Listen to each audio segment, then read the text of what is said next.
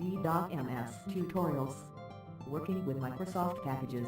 Hello viewers, you're welcome to another episode of BDMS Tutorial.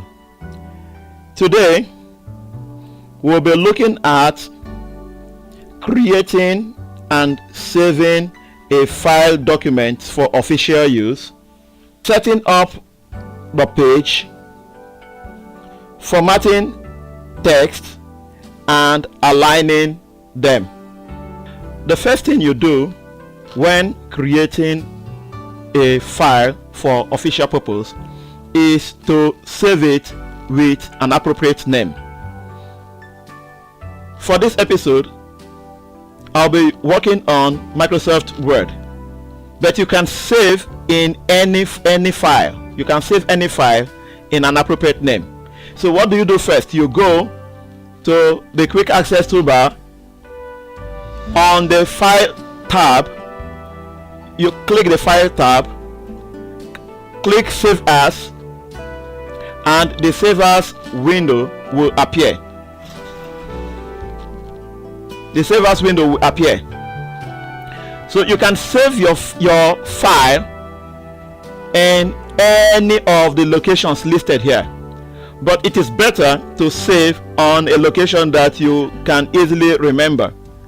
Most of the time I save on the desktop, so I go to desktop, click the desktop. You can save on the document, then I create a new folder for the purpose. In this particular case, it's an official document, like for exam. So I'll say new file. I click the new file and name the new file appropriately. I'll name it as exams for 2012 to 2013 academic session. Once I've named the folder, then I will go into the folder and save my file. By default, the name of the file is doc1 if you are using Microsoft Word. So I'll name my file starting with the subject, history exam for year 11 2012 to 2013 session.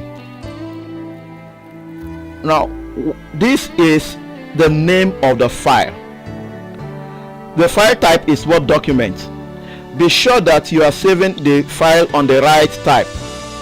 Whatever version you are using, is best to save it as Word document so that it can be opened in whatever system you are using.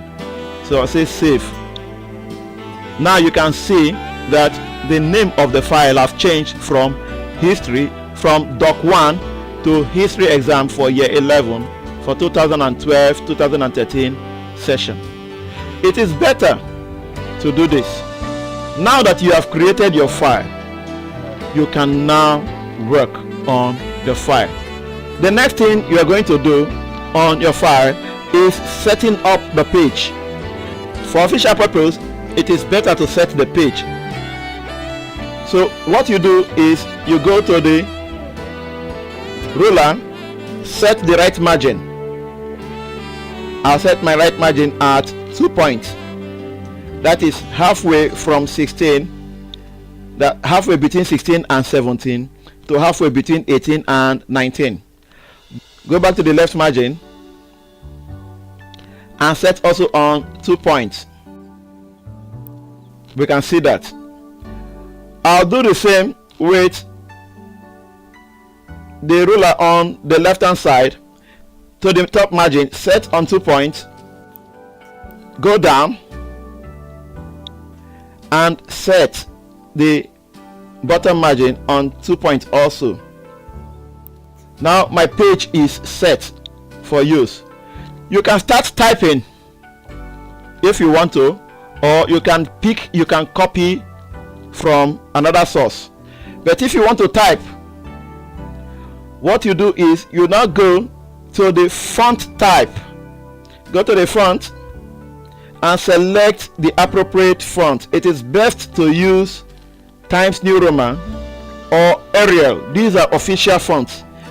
In this case, we are using Times New Roman, and the font size is 12. Now we have set our page up. The next is to format text. Now, if you are working from copied sources, you will notice that even after setting up your page and you copy, the page setup will change. That is, it will be destroyed. Don't be disturbed. Look at this particular work on the window. I have text from different sources. So as I copy from different sources, the different page setup from the different sources are transferred into the present page setup. Even though we've already set our page up and we have our font type and the font size, we still have to work on it. Now, once you have set up once you have all your text ready, select. You need to highlight and select everything. You will notice that the hanging indent, that's the first line indent, and the hanging indent are not highlighted. What it means is that you have different first line indent and different hanging indent.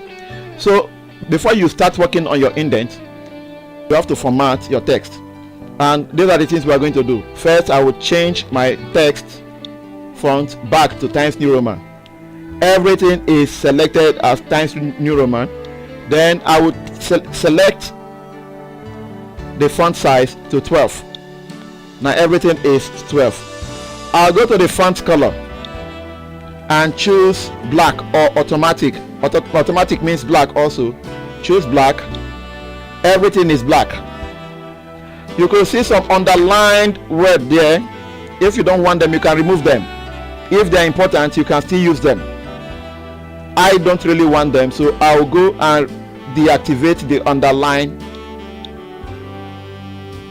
But if there's any mistake, you can easily undo by clicking Ctrl Z, and you go back to the previous setup.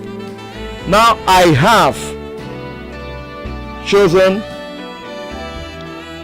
my font type and the font color. The next thing is to set the paragraph. I will go to the paragraph toolbox and click it. Normally for an official purpose, it's better to choose spacing for 0 point, that is spacing before 0 point, and the after spacing as 0 point also. Line spacing, leave it as single. Look at what will happen when you click OK. Everything will go. It is better you set your paragraph manually. So it's now time for us to bring back our margins. Remember, we set our margins at 2 points, the right margin at 2 points. So you click and drag to 2 points. Click the left margin and also drag to where it is 2 points. Take the top margin and drag to 2 points, and go down on the first page. Click the bottom margin, drag to 2 points. Now you can deactivate your, but before you deactivate your highlighted text, it's better to align. At this point there is no justification, so you could align text to left, everything is left, or you could put it at center, everything is central, or you could put it to right, or it could be justified. This way it is justified. I've aligned my work to be justified.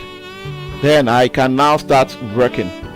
If you look at this work, you'll notice that some text are still hanging out, while some are inside, while some are also outside. Look at this. When you click this literature in English, you can see that the hanging indent is outside. So what you do is select this, come down. Notice the agric signs is inside.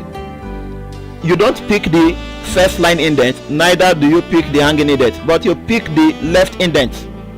It will take both the first line indent and the hanging indent in the left margin. You can see that the agric has moved to the left margin. The same for the financial account. Now, what do you notice about the auto numbering? Can you see the auto numbering have different indent positioning? So it's better to have it where your auto numbering for each of them well formatted. So we're going to use the auto numbering for the literature in English as the yardstick. Take the first line indent to half point, take the hanging indent to 1.5 point.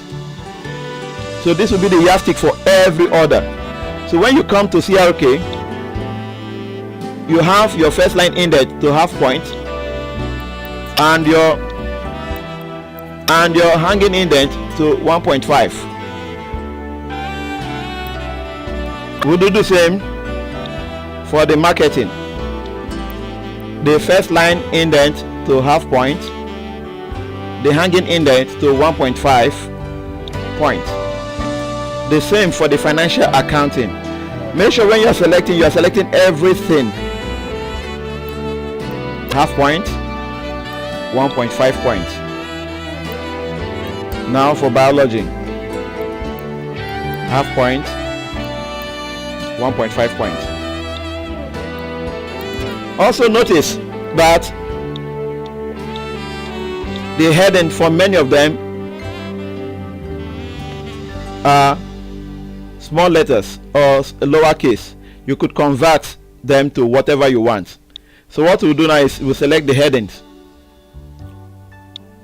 You go to the left, beyond the margin, click your hand on the control button, click again as you select them. Do not leave the control button, just click.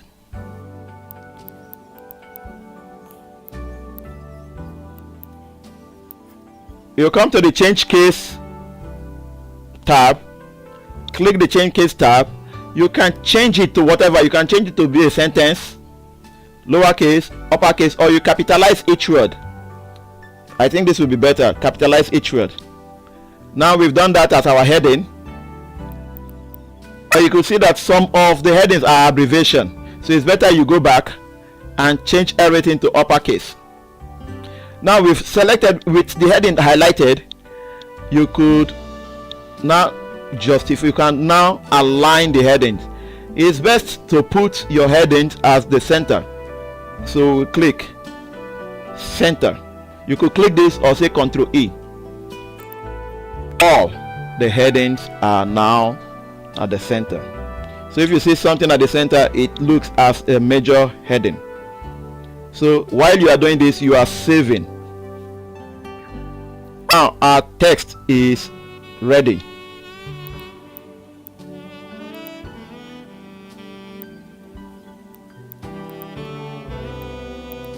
This, you have an official document saved in an official way, and it is well formatted.